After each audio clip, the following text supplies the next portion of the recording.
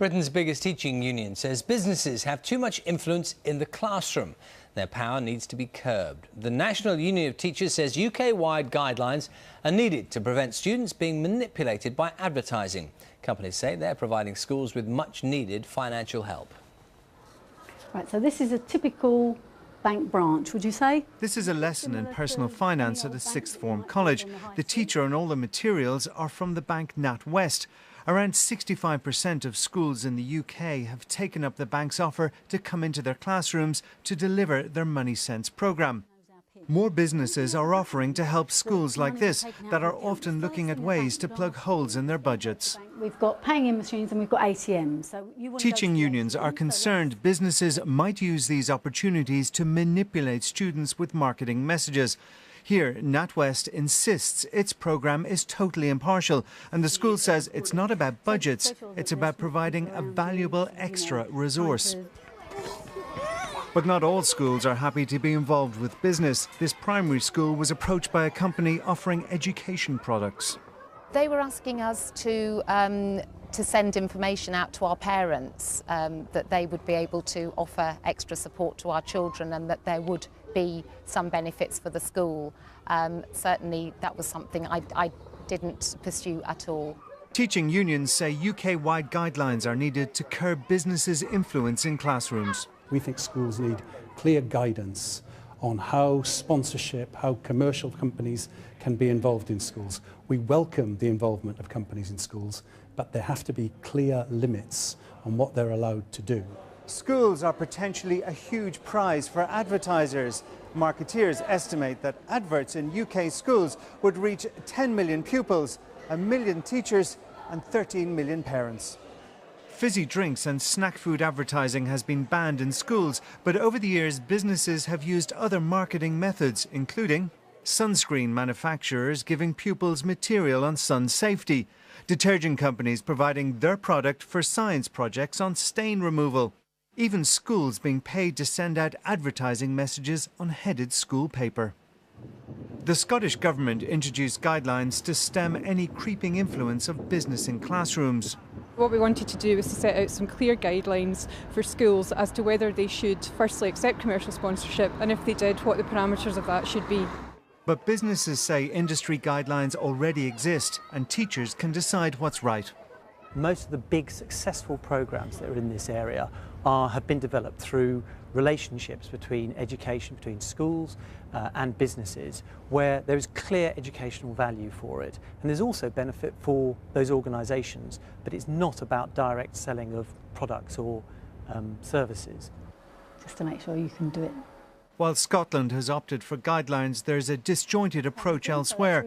The Westminster government says schools have complete freedom over the teaching materials they use, and teachers should use their common sense. In other words, no new guidelines. Keith Doyle, BBC News. Well, Brian Roberts, who's an expert on how companies sell their brands, will be here in a few minutes' time. Let's take you back to the story about businesses getting their products into the classroom now. Teaching unions say it's on the increase and the rules need to be tightened up. Well, Brian Roberts is a brand expert with the consultancy Kantar Retail. Very good morning to you. Now, good morning. The NET is calling for guidelines. The words they use is there's a creeping influence of advertisers in schools. Is that something the industry is aware of? Very much so. And I think there's sort of whole agencies dedicated to helping brands exert their influence within the educational environment. So it's something which brands are very aware of as an opportunity for speaking to both young consumers and also their parents. And I think that's why there is some concern from teachers that we might be at the thin end of the wedge of actually marketing getting a lot more explicit within the educational environment. Yes, now the supermarkets or whatever these businesses are say, quite reasonably, there are gaps, in funding or whatever. These are things they can help with. Where's the problem? If you sort of look at it from the brand's point of view, I think they are in a position to offer some excellent educational material, some of which may be branded.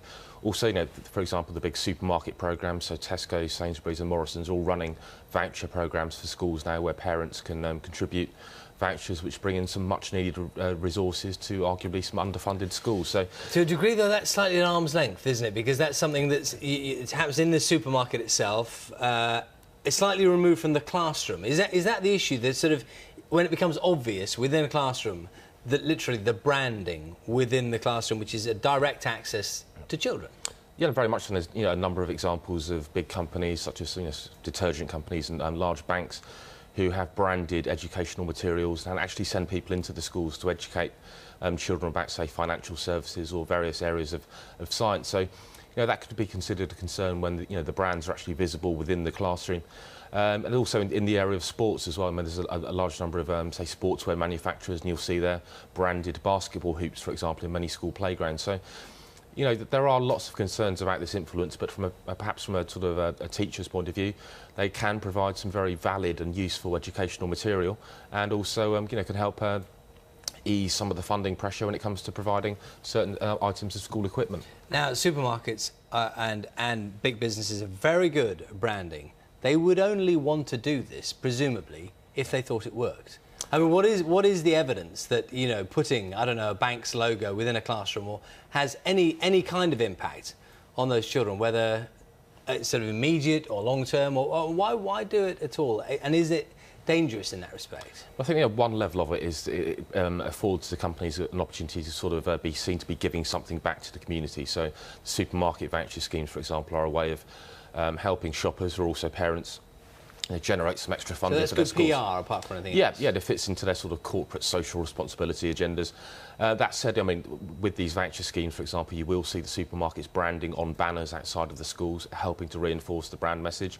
And obviously it will perhaps encourage parents to choose one supermarket over another. So there's definitely a very sort of positive influence there. And also when it comes to, say, there's some very infamous schemes in the 90s where you could exchange vouchers from chocolate bars or crisps for sports equipment or books, and that was seen to actually be directly encouraging consumption of these products, which might be argued to be sort of suboptimal from a dietary standpoint.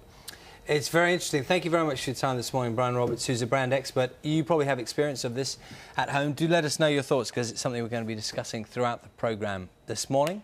Let's take you back to the story about businesses getting their products into the classroom.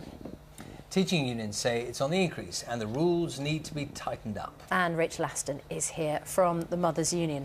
Very good morning to you. Good morning. I presume you have children in school, if you're... I have stepchildren. Right, yes, OK. But not in school. OK. Yeah. So you don't have a kind of personal experience of children being exposed to this sort of thing in school. You're generally concerned about it, though, are you? That's right, yes. Mothers' Union is concerned about, as your report said, how schools are being approached by businesses asking to come in and perhaps through educational materials give children a message that is somehow associated to their brand. Yeah. I suppose the biggest challenge of schools is getting their hands on resources, isn't it? And especially at a time when things are tight, if a business comes along and says, we can provide these materials for you, and all that will happen is that our name will be on them, but you get them for nothing. That's a great incentive for schools, isn't it? And I can imagine for some it's hard to resist. Yes, and we believe that there are some very useful things that businesses can provide to schools. But we are concerned, though, that schools shouldn't become a ground for a marketing opportunity. And, some businesses are quite clear that they're really wanting to further their business objectives through schools by reaching children and their parents.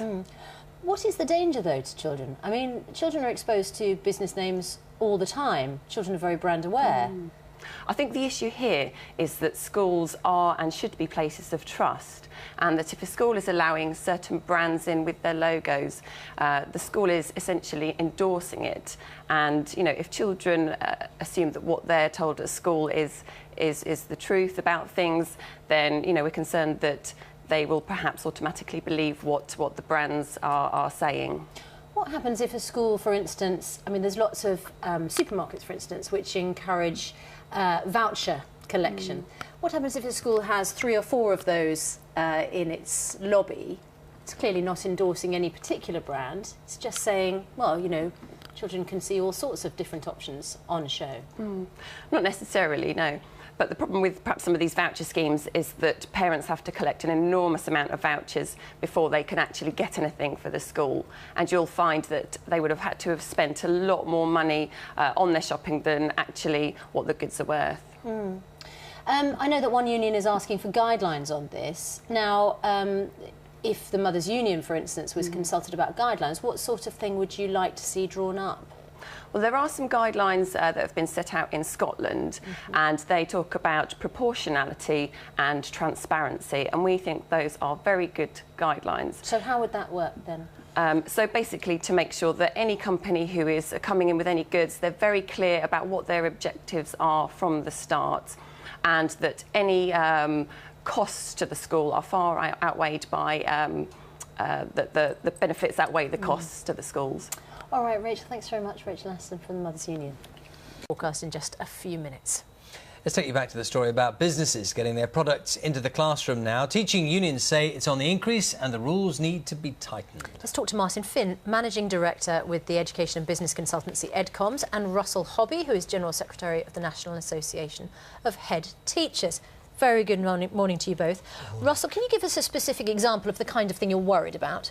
Well, I think that the area that we're most worried about is in the curriculum side of things, where you're presenting facts to children, and if those facts aren't accurate and neutral and have an agenda behind them, then I think it damages the reputation and the credibility of schools themselves. Are you talking about materials used sponsored by a specific commercial business? Yes. Or something else? To a degree, yes, particularly branded materials, but also when these materials are being put together, we need to be very clear and cautious that actually children are being taught, as far as we can tell, a neutral truth within a school, because we have expectations of what schools are about, their credibility, their neutrality, which I think are really precious, and people need to be able to trust the information they're given in schools. Martin, why do banks, supermarkets want in on our schools? I think there are lots of different reasons why they want in, and each one is a different case. If you look at corporate social responsibility agenda, that's what drives a lot of the So are you talking about PR? Some PR may result from it, but for instance, a lot of businesses give people time to go, and they equip them with the right resources and the training to go into schools to talk about what they do. So that may be about careers, or it may actually be about the business of that organisation. That's a slightly different thing, though, isn't it? To invite someone in on a one-off basis to talk about, you know, a supermarket chain is slightly different. I mean, what I'm trying to ask in a way is, if it's altruistic, if what they're interested in doing is helping children and they've got money available, why don't they just do it without any of the branding in the schools? I think if you look at changes in the curriculum that have happened in the past few years, a lot of them have been about actually placing topics, particularly like science and technology, in a real-world context, because that's what young people, where they want to learn, to make the learning relevant. If you bring businesses in who are actually sort of at that coalface, they're using those technologies and that science, they're in a position to actually contextualise that for students. Now, teachers like that and students like that. But presumably, brands wouldn't bother sponsoring this material unless the whole point was that brands were getting awareness amongst children. Isn't that the point? That there is some awareness, certainly, but I think if you look at, for instance, energy companies, a lot of the energy companies produce materials about really key issues about where we're going to get our energy from, or how we're going to tackle climate change. Well, Russell, I mean, that's an interesting point, isn't it? That these companies have real experience that they can impart to students. They're not just teachers working in classrooms, they're experts in these particular fields.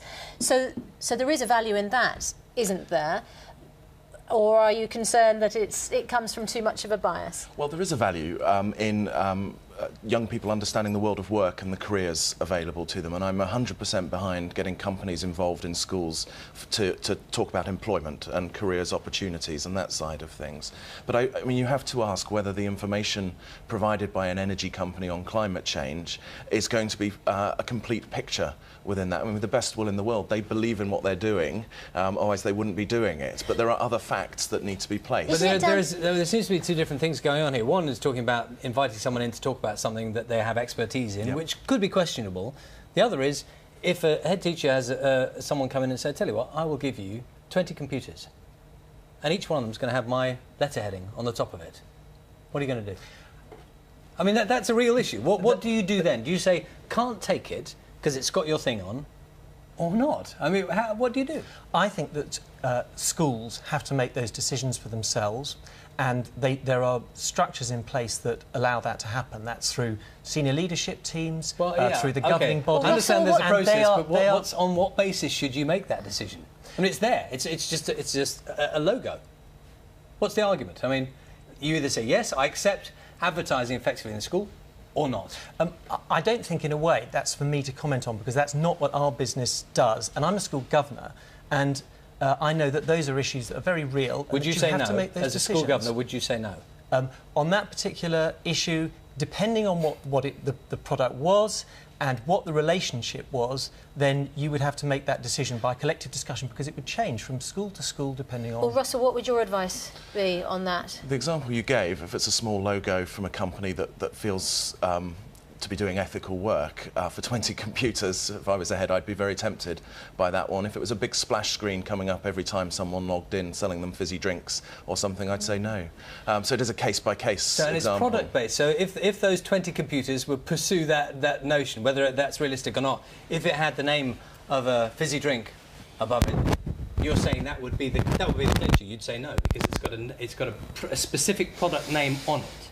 That is also a product that I think is potentially unhealthy, or it would be a negative influence on the children, and it would depend on the prominence of the logo and so on. So it's definitely a grey area, but I would urge caution. I would err on the side of, if I had any doubts, I would say no to that. But doesn't this all boil down then to common sense?